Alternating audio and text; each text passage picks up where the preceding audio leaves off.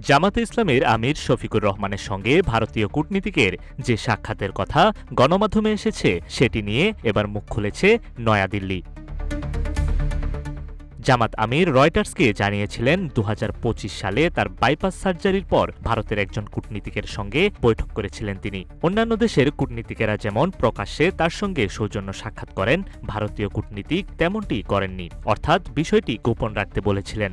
Cube হোল্ডিংসের গল্পে সেই রেখাটি আঁকা হয়েছিল আজ থেকে ১ যুগ আগে। নকশাই আমাদের ভাষা।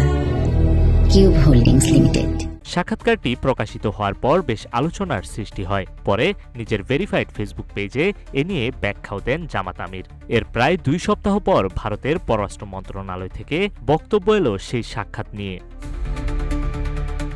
দেশটির পররাষ্ট্র মন্ত্রণালয়ের মুখপাত্র রণধীর জয়সওয়াল শুক্রবার এক ব্রিফিংয়ে বলেন, আপনারা জানেন বাংলাদেশের সঙ্গে আমাদের ঘনিষ্ঠ দ্বিপক্ষীয় সম্পর্ক রয়েছে। আমাদের হাইকমিশনের কর্মকর্তারা নিয়মিতভাবে বিভিন্ন রাজনৈতিক দলের সঙ্গে সাক্ষাৎ করেন।